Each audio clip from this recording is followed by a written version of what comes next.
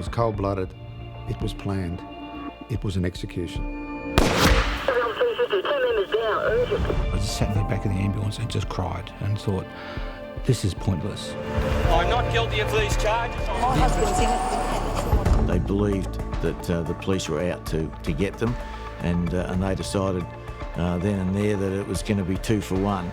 For every criminal that was killed, they'd kill 2 police.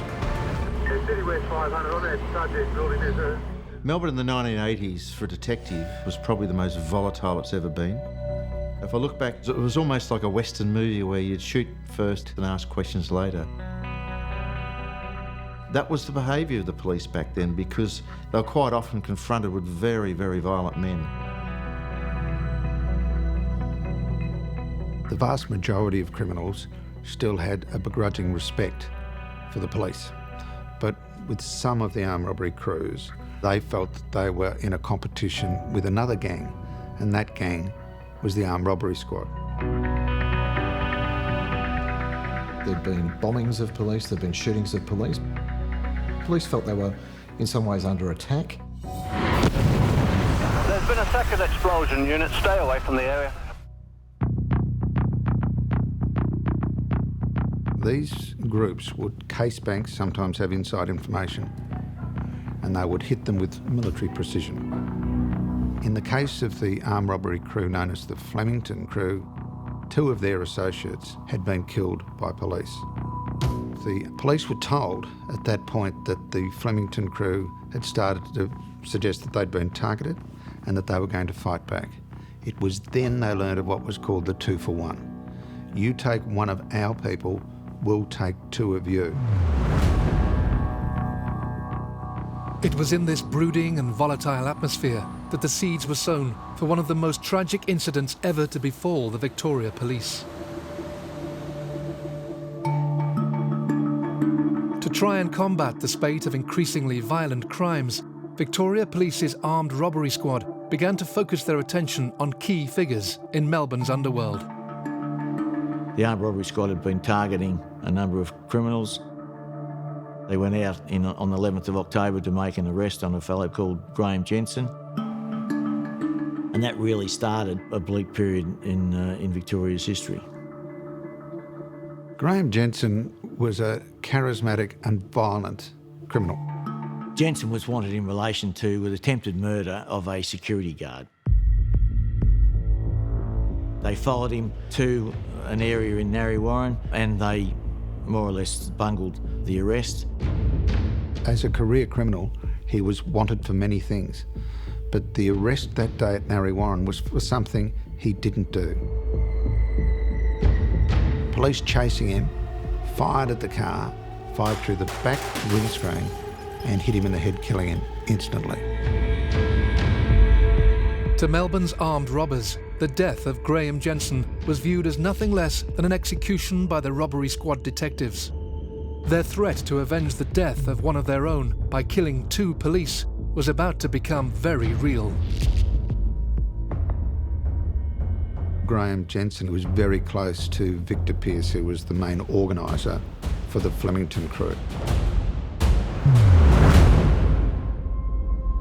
As soon as his crew knew that Graham Jensen had been killed by police, they believed it was murder, and they responded in kind. There was grief and there was anger, and very quickly they started to plan revenge. Later that evening, there was a gathering of all of his friends in this apartment in Brunswick, and the flat was owned by Victor Pearce's sister. A number of his friends turned up there and were getting the news that Graham had been shot dead. They were putting together a piece of their puzzle. Of course, crooks' puzzles aren't necessarily always correct. They believed that the police were out to get them, and they decided then and there that it was going to be 2 for 1. For every criminal that was killed, they'd kill 2 police.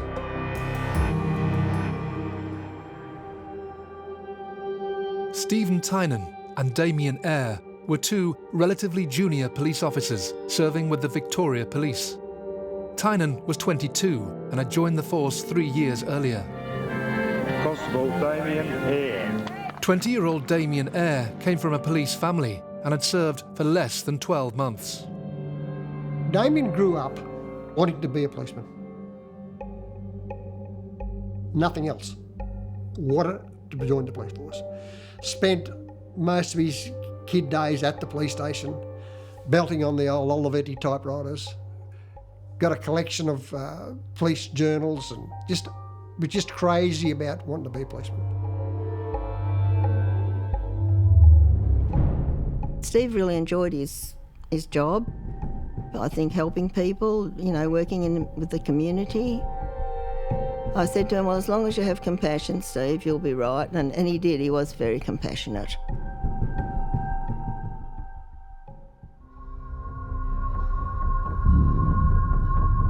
The two young police officers were based at Paran Police Station, the district headquarters for Melbourne's inner-city suburbs.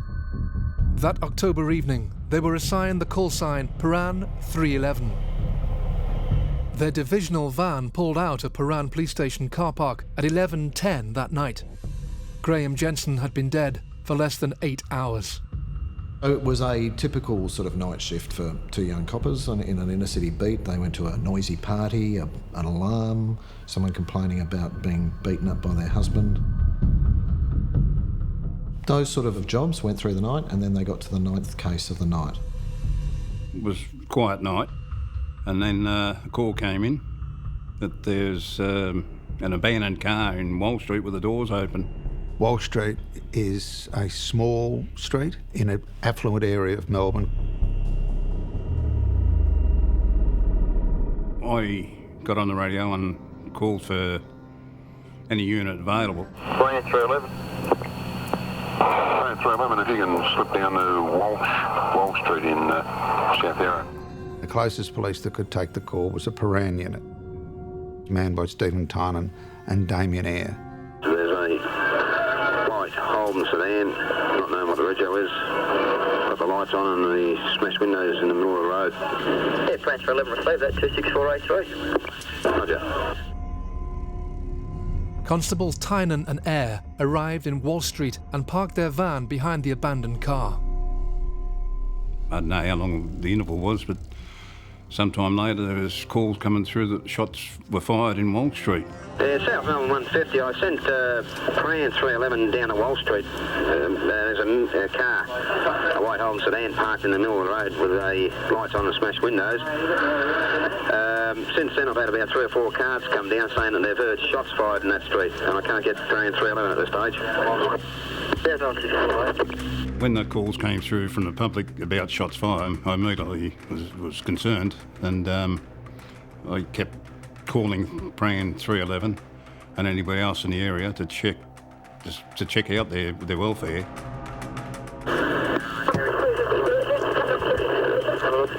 Unit calling? 350, 2 members down, urgent. Roger, need an ambulance? 50, urgent, yes, ambulance, please, 2 members down. City West 250, affirmative. It was cold-blooded, it was planned, it was an execution. This is such a routine matter. Go and have a look at a running sheet on any divisional van and you'll see dozens of these sort of events. Nondescript, routine. That's what made it so terrifying. They were junior police, but no police officer going to that scene, they could be 30-year veterans, would have suspected anything. A car in the middle of the road, abandoned. It happens every day. But this day, it was an ambush, and this day, it was cold-blooded murder. They pulled up behind the stolen car. Damian went to the registration label on the passenger side, wrote down the registration number and the expiry date. One got into the front seat and was looking at where the car had been jimmied to start it, and the other, his colleague squatted on the road beside him, talking to him by the open front door. The offenders walked out of under a block of flats. Stephen Tynan was shot close range to the head with a shotgun. Damian Eyre was shot across the back. He turned and struggled with the offender with the shotgun. The shotgun went off and hit a wall. in a house adjacent on the second story. His revolver then was then taken from his holster and he was shot once through the head, close range.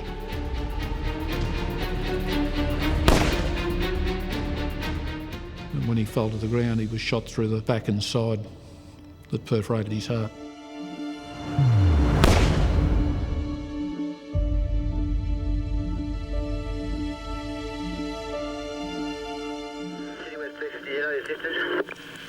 City West 250, affirmative. Yeah, we're getting one now.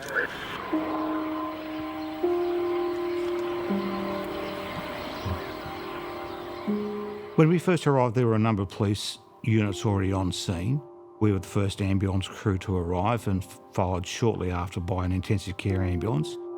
The first officer I attended to was Steve Tynan. He'd been shot in the back of the head with a shotgun.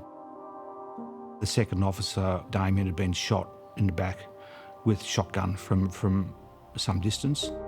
So then we've, more so for the sake of his mates, we've intubated Steve and scooped him up and took him to Prince Henry's Hospital, and the other crew took Damian to the Alfred Hospital, where they were both unfortunately pronounced dead on arrival at hospital.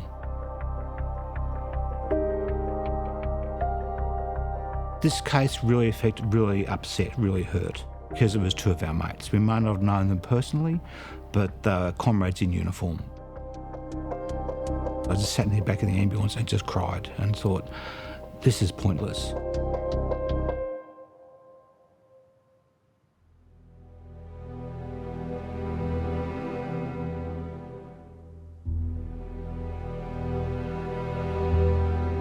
Now, while police had to keep an open mind, straight away, the first and the strongest theory was this is a payback for what happened just 12 hours earlier.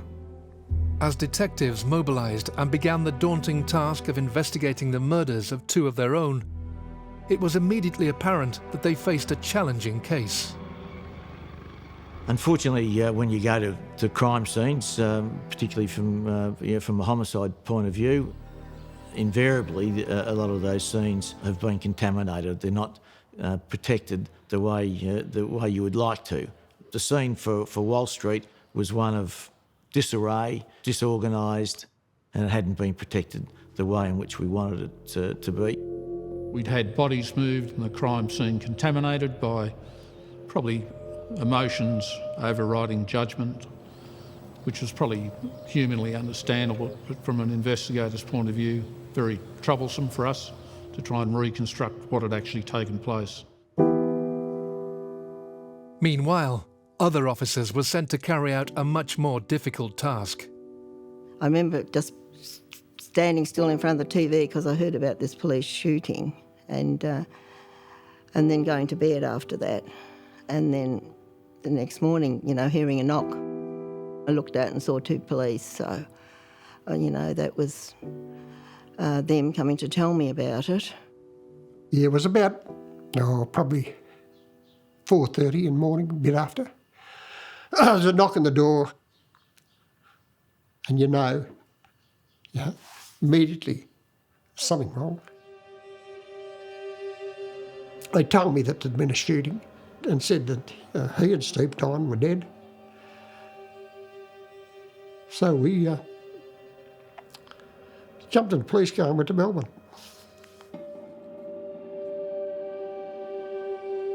Went to Paran and they were marvellous. Sorry.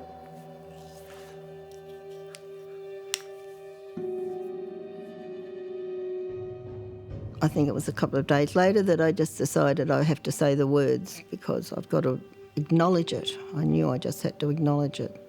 And I just said the words, Stephen is dead. And it sounds very, silly, but that seemed to help me.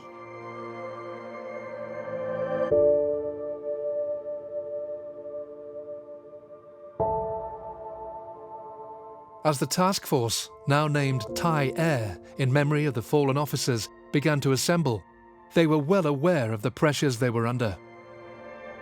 The outpouring of grief and outrage from the general community, from the Premier down, was really impacted on the whole community.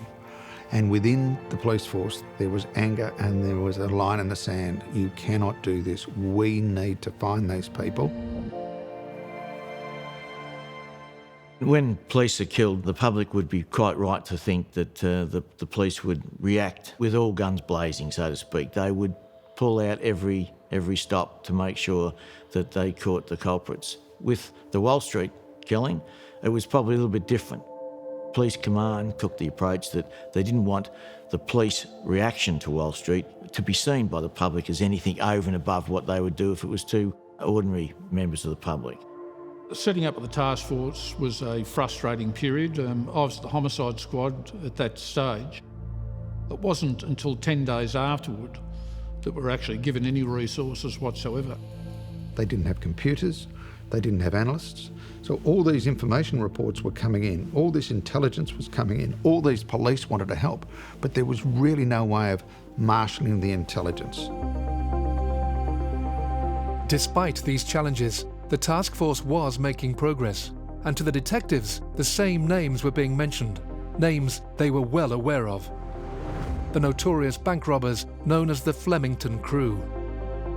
Jensen was a member of the Flemington Crew, and as a result of him being killed, that was certainly one motive. This theory received at least partial corroboration when officers checked the records of unsolved crimes involving shotguns. One case in particular stood out: an armed robbery at the Oak Park Bank in March 1988, 7 months before the murders. 3 robbers went in and immediately the security screens came down, so they needed to get through the door. They had a sledgehammer, that didn't work, so they fired 2 shots into the door, and that produced shotgun shells that had special markings on them when they were ejected and left. So when forensics came along after the bank robbery, they were there to pick up. At the scene of Walsh Street, shotgun shells had been fired, and it was a shotgun where each time you fire a shot, the shell pops out and it lies on the floor. It was dark, so they weren't picked up by the killers. So forensically, they were examined, and what was special about these shotgun shells was not the mark that fired it, but it's the scratching as they came out of the gun. And those scratchings as they came out of the gun in Walsh Street were identical to those scratchings on the shells in the Oak Park Bank. It was the same gun. There was a direct link now between a gang of bank robbers and the Walsh Street murders. The gun was later found buried on a Melbourne golf course, although its condition meant it couldn't be tied to one person through fingerprints alone. But at least there was now a forensic link between the Walsh Street murders and the Flemington Crew bank robbers. In an effort to find more evidence and arguably send a clear message to Melbourne's crooks, a series of raids took place across the city for weeks after the shootings. On one day, in December 1988 alone, over 100 police officers descended on shops, businesses and homes. Although the raids provided little in the way of specific evidence, police were presented with a key witness, teenage gangster Jason Ryan, the nephew of Flemington Crew mastermind Victor Pearce. Jason Ryan was a 17-year-old at the time of the Walsh Street killings. Jason had been involved in burglaries and he was a thief, he was a drug taker. Jason came to us in the early days as a result of a raid, and he was a very sort of sickly, pathetic sort of young kid with a rotten background. This is a kid who would be woken up and told to clean up bloodstains in the house where there'd been a murder at the age of 12 or 13, who had firearms hidden in his bedroom. He was known to talk under a little bit of pressure. He came into police custody, into witness protection, and he had interview after interview, and each interview his involvement got more complex. Whilst Ryan was quick to tell what he knew about the shootings, the problem for police was that his account kept changing every time he spoke to the detectives. Is what you've told us today the truth about what happened at Walsh Street? Yep. So he'd gone from hearing something in his mother's flat, which was probably very interesting for us. He then put himself at the crime scene, told of who killed the police and how it actually happened, what guns were used. On the 31st of October 1988, Ryan was charged with murder for his involvement in the Walsh Street shootings and was bailed into police protective custody. Police hoped that the mounting pressure on the young gangster would lead to him providing yet more information. A similar tactic was used on another figure on the periphery of the gang, 20-year-old Anthony Farrell. Anthony Farrell, again, was a well-known criminal, but on a smaller scale than the others. He certainly wasn't a member of the Flemington crew. He was a drug taker, more of a small-time thief. Anthony Farrell was a young boy mixing with older criminals. He came from a family that had some criminal associates, and he got himself caught up in something that was probably well beyond him. Jason Ryan claimed that Farrell was involved in the planning of the shootings. Thinking that it would intensify pressure on the youngster to talk, police charged Anthony Farrell with murder. Ryan would go on to name another 4 members of the Flemington crew he claimed were directly involved in the shooting of Tynan and Eyre. Jason Ryan took us down to Walsh Street. We did a number of reenactments with him where he would tell us certain things that turned out to be untrue. So anything he told us, we would want to corroborate. Over a period of time, he finally gave us a version that we believe to be the correct version, involving Peter McAvoy, Victor Pearce, Jed Horton, Anthony Farrell, and to a lesser degree, Trevor Pettingill. He told us that they had been the ones involved in murdering Steve Tynan and Damian Eyre. And what was the plan by everyone when you came here? To come here to ambush the police. Victor Pearce was the main offender out of the Flemington crew. He was the leader of the group, he was the planner, the organiser, and the mainstay of that group. With Jason Ryan naming the alleged perpetrators in the plot, 5 men became suspects in the killings. Victor Pearce, Peter McAvoy, Jed Horton, Trevor Pettingill, and Anthony Farrell. I'm innocent. I'm not guilty of these charges. I've done nothing wrong. I do not carry guns when I report to police stations. Although he was cooperating with the police, doubt remained over the value of Jason Ryan's statement. After all, he told detectives several versions of his story. Within the ranks of the task force, there were concerns that a jury simply wouldn't believe him. But in November 1988, as police continued to assemble their case, their investigation was rocked by news of more shootings. 5 men, Victor Pearce, Peter McAvoy, Anthony Farrell, Trevor Pettingill, and Jed Horton were the prime suspects in the murders. Horton was a violent bank robber, and police were convinced he had a major role in the murders. But he had disappeared. When police tracked him down to a caravan park a month after the shootings, they moved in to arrest him. He'd been hiding out in Bendigo. He'd still been active in his armed robberies right up until Walsh Street. He had 7 firearms in the caravan at the time the police tried to effect the arrest. He raised a weapon, tried to shoot the SWAT guys coming in through the door. Shots were fired. All the shots that were fired were police rounds. Jed Horton was shot dead. That killing caused further resentment and anger in the underworld, who thought that it was just a way of levelling the score. There was controversy in the killing of Jed Horton, absolute controversy. Front page news all around Australia, police kill another one. And it was controversy that I guess that in hindsight, it was warranted. Everyone went out in open arms, screaming and yelling abuse at the police. It was probably the most heated part of the entire investigation was the killing of Jed Horton. But there was worse to come.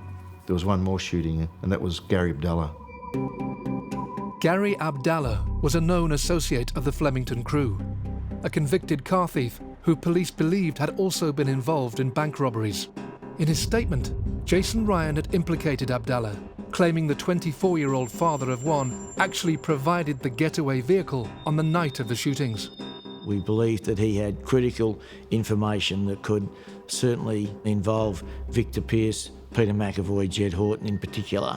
and that he'd supplied a getaway vehicle for them. With the police activity intensifying, Abdallah went to ground. He was eventually traced by the Wall Street detectives, but his interview yielded no clues. 2 months later, Gary Abdallah was shot and critically wounded by police.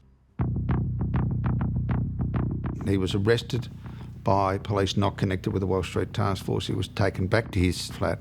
They would give sworn evidence that he produced what they thought was a firearm and pointed it at the police. One of the police then emptied his 6-shot Smith & Wesson revolver and then grabbed his colleagues and fired another shot. Abdallah suffered fatal injuries. He lived for a number of days before he died. The firearm that Abdallah is alleged to have pointed at the police was a replica. It wasn't a real gun. So there was much angst over this. Why would someone do that? For the task force, Gary Abdallah's death meant another potential source of information about the Wall Street murders was lost. Despite the confidence in their case against the remaining suspects, police were desperate for another source of information that would help secure a conviction. They would find it in the most unlikely of places. What, just for the record, could you just please state your full name? Wendy Margaret Pearce. Wendy Pearce was the wife of Victor Pearce. She'd been a member of the family for a long time. She was certainly an avid supporter of the Flemington crew. She certainly assisted in the preparation of many of their offences. She enjoyed the spoils of what they did. She lived the life of a gangster's wife. He committed armed robberies. He went to work like you and I. Every morning he'd get up and he'd go out, and today might be surveillance of banks. Tomorrow might be getting firearms, and Thursday might be actually doing the job. And she would cook tea, and he'd come home, and he would confide. She was considered to be an incredibly valuable person to us. If we could roll her over, she would have been, without doubt, the best Crown witness or the best rollover witness we could ever hope for. Wendy Pearce's life was crashing down. Her husband Victor was now one of the prime suspects in the Wall Street murder case, and he was facing years in prison for other armed robbery offences. Sensing she could be exploited, police tried to persuade her to turn against her husband and his gang. Her husband was jailed. She found it really hard to live by herself. Police started raiding her house again and again and again. She got into a fight and spent 10 weeks in jail. Her husband was locked up. Her house had been taken by police, and she was very vulnerable. And at that point, police started talking to her. That no one's forced you to No, I'm here on my own freedom. come with us? Yes. Wendy Pearce made the approach to the task force. She was prepared to talk and did tell exactly what happened the night of Graham Jensen, the discussions, the reaction by Victor and other criminals that she was aware of to the news that Graham had been killed. She was aware of the discussions in regard to the payback. She was with Victor that night. She was able to give evidence of Victor leaving and returning some early hours of the morning after the shooting of Steve Tynan and Damian Eyre. I've been married to Victor for 13 years. I've always been an alibi for Victor. So Cole McLaren was central to Wendy Pearce becoming a Crown witness and giving evidence. He worked and worked and worked on Wendy and was the one who convinced her to come over and give evidence. But she wasn't falling off the edge just yet. She needed another little bit of a push. I found some love letters between Victor and one of her friends to show that Victor had been unfaithful to her. So she was livid, and she was on the edge. We had her on the edge of rolling over. Someone saw Wendy talking to detectives, and that put Wendy at risk. And she came very close to, she believes, and police believe, being killed with a hot shot of drugs. I rang Wendy and she answered the phone and she's all blurry and she just kept saying, "Help, help, McLaren, help, help, help me." Straight away I knew we had trouble, and then the phone went dead. I told my boss, David Sprague. He flew over there with other detectives and an ambulance. She was found with remnants of a syringe and she was under the influence of high potent heroin. Police managed to get her before she died and started to put her into witness protection and talk about her giving evidence against her family, her husband's friends. And at a point in that journey, she made a decision to turn and to talk.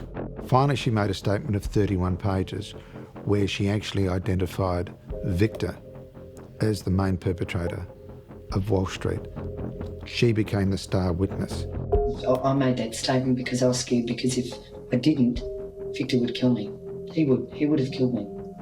So what are you saying? You lied and you supplied Victor George Pearce with an alibi that night when in actual fact the truth is different. Yeah.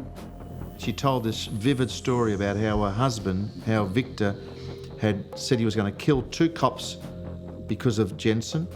Right. What is the truth? The truth is, Victor did get out of bed that night. He did leave the motel. I heard him go, and I heard him come back. She said that Victor had gone out that night, later returned and was cold, and I think there was some evidence she gave that he'd said that he'd whacked the jacks. Victor got up, and I said, where are you going? He said, I'm going to make macaroni jet to knock the jacks and kill Graham. Which is our young boys, of course, Tynan and Eyre. So she was incredibly valuable to us. She was, unlike Jason Ryan, our ticket to success on this. We had to preserve her, we had to look after her and make sure we held on to her all the way to the trial. We had the wife of one of the key killers here who was telling us the facts. By July 1990, police had amassed enough evidence to charge 4 men with the Wall Street killings. Peter McAvoy, Victor Pearce, Trevor Pettingill and Anthony Farrell would face justice in court.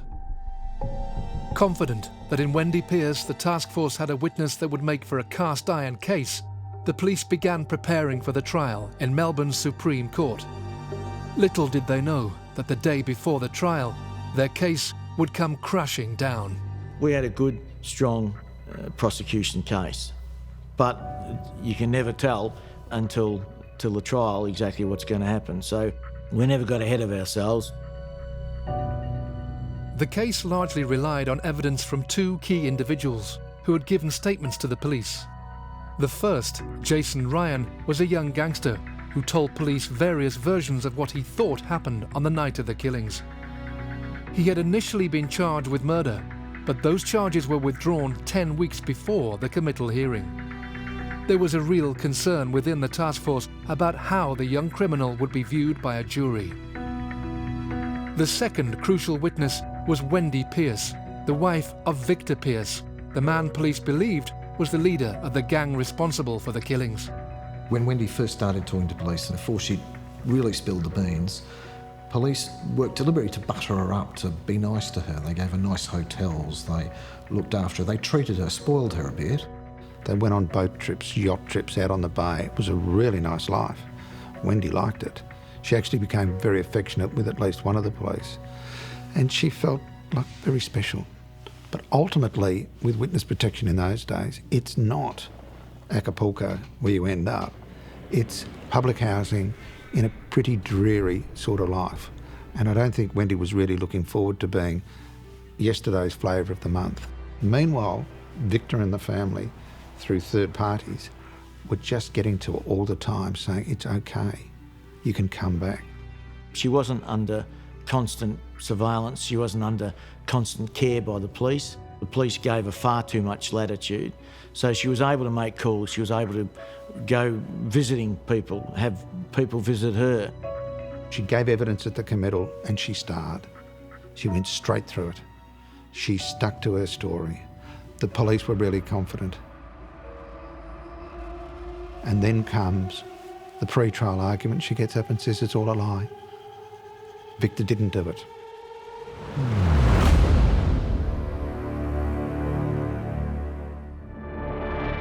She walked in, told Justice Vincent nothing, said she wasn't going to offer any evidence. My husband's in it, and that's all I've got to say, okay? And it was all over. It was devastating.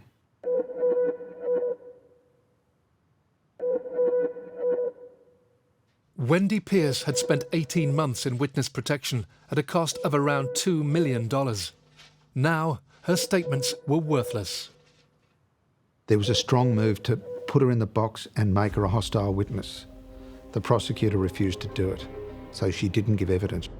I don't know why Wendy essentially turned the way she did.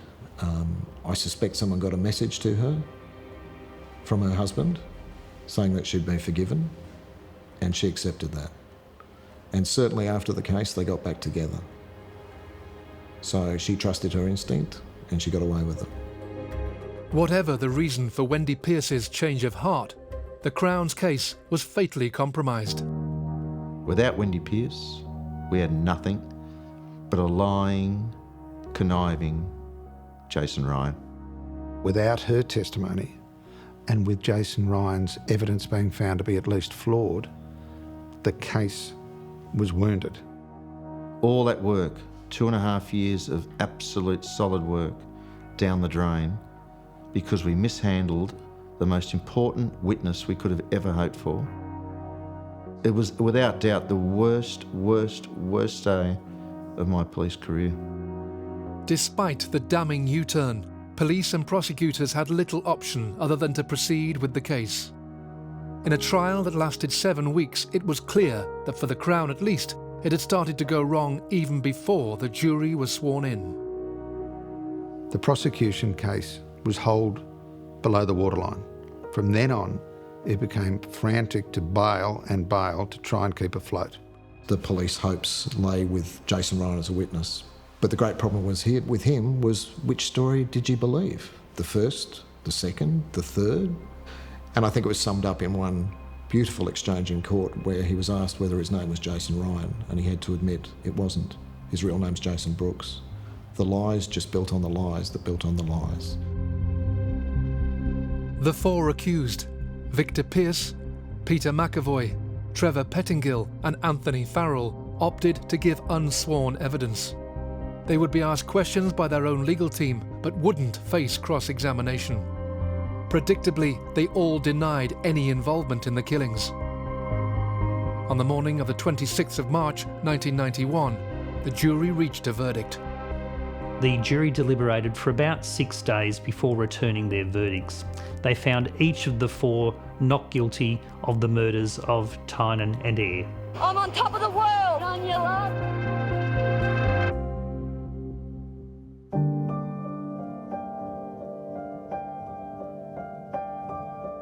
When I heard that those 4 persons had been acquitted of that murder, I was very, very pissed off. And it's only because of the lies that were told. It doesn't matter how good your investigators are and how good a job they do, there's always these little things that can happen. I can remember coming out of the court, but I can remember standing on the steps and saying there's a higher justice, and I just knew it. I mean, these are 2 young men, wonderful young men that had 50 years maybe in front of them, and someone can just go out and do that and get away with it, obviously. How can you feel? Steve Tynan and Damian Eyre deserve better than that. The families deserve better than that. The community deserve better than that. We all know what happened, but we didn't prove that beyond reasonable doubt in the jury's mind. When the verdict was announced, the accused were yelling from the dock, and particularly loudmouth Gutless McAvoy was up there yelling abuse. To give you an idea of the emotions, that when the word came out that there was an acquittal, D24 sent a message to all units. Announcement to all units, the verdict in the Walsh Street trial was all 4 not guilty, repeat, not guilty. All units are warned, keep yourselves in control. They never found them innocent, they just found them not guilty. It meant in their minds there wasn't sufficient evidence to find them guilty.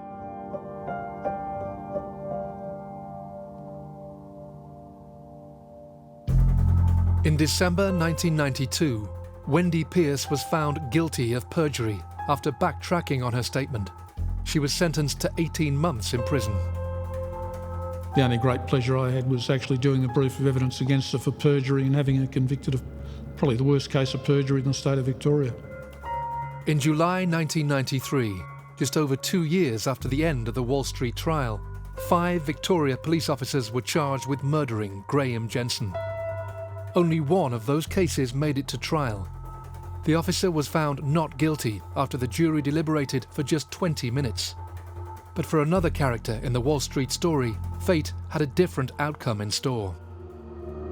On the 1st of May 2002, police responded to reports of a shooting on Bay Street in Port Melbourne. The victim had been gunned down in his car. His name was Victor Pearce. If there is such a thing as karma, it certainly caught up with Victor Pearce because he was murdered sitting in a Commodore, ambushed. It was believed he'd been the murderer of a mafia drug dealer, which was in fact incorrect. He hadn't done that murder at all, but was murdered in reprisal for that murder. So, lived by the sword, died by the sword. It was probably a just and fair outcome for him.